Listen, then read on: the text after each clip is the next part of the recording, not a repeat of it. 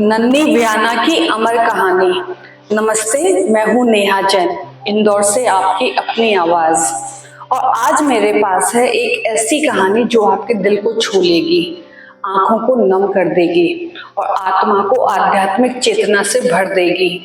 यह कहानी है इंदौर की उस नन्ही परी की जिसने मात्र 3 साल 4 महीने और 1 दिन की उम्र में ना सिर्फ जीवन को अलविदा कहा बल्कि जैन धर्म के सर्वोच्च व्रत संथारा को अपनाकर मोक्ष के मार्ग पर कदम रखा।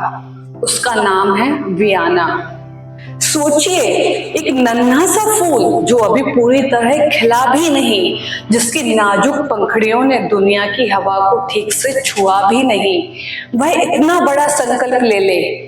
व्याना, जिसे जनवरी में ब्रेन ट्यूमर का पता चला, माता पिता वर्षा और पीयूष उसे मुंबई ले गए, ऑपरेशन हुआ और एक पल को ऐसा लगा कि शायद वो ठीक हो जाएगी, लेकिन नियति को कुछ और ही मंजूर था।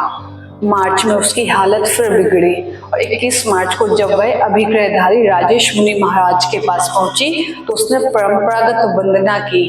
गुरुदेव ने देखा, समझा और परिवार को कहा, इसका एक रात गुजारना भी मुश्किल है, इसे संथारा दिला दो। और फिर माता पिता की गोद में भाई धैर्य और शौर, मामा मामी नाना नानी के बीच उस नन्ही सी जान ने संथारा लिया। सिर्फ 10 मिनट, जी हाँ 10 मिनट बाद व्याना ने इस नश्वर देह को त्याग दिया, लेकिन वह चली गई एक ऐसी कहानी छोड़कर जो गोल्डन बुक ऑफ रिकॉर्ड में दर्ज हो गई। सबसे कम उम्र में संथारा लेने का विश्व रिकॉर्ड। व्याना कोई साधारण बच्ची नहीं थी। बचपन से ही वह जैन धर्म के संस्कारों में रची बसी थी। गौशाला जाना, कबूतरों को दाना डालना, गुरुदेव के दर्शन, पचखान करना, यह सब उसकी छोटी सी जिंदगी का हिस्सा था।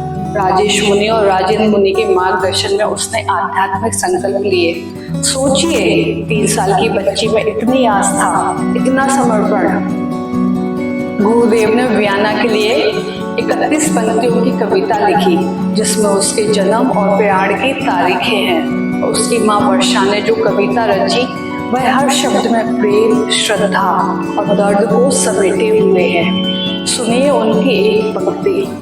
हे गुरुदेव, करूं वंदन बारंबार, जिन्होंने मेरी बिटिया पर बरसाया अमृतसार। क्या खूबसूरत समर्पण है, क्या अनुपम आस्था है। व्याना की कहानी हमें सिखाती है कि जीवन की लंबाई नहीं, उसकी गहराई मायने रखती है। उसने हमें दिखाया कि आस्था की कोई उम्र नहीं होती और धर्म का मार्ग हर आत्मा के लिए खुला है। आज वह हमारे बीच नहीं है, लेकिन उसका नाम, उसका समर्पण और उसकी आध्यात्मिक यात्रा हम सबके लिए प्रेरणा बन गई है। तो आइए हम सब मिलकर नन्ही व्याना को श्रद्धांजलि अर्पित करें, उसकी आत्मा को प्रणाम करें और प्रार्थना करें कि हर जन्म में उसे गुरुदेव का साथ मिले, धर्म का मार्ग मिले। मैं नेहा जैन, इंदौर वार्ता से आपसे फिलवक्त विदा लेती हूँ, इस वादे के साथ कि जल्द ही मिलूंगी एक और कहानी के साथ जो आपके दिल को छुए। नमस्कार।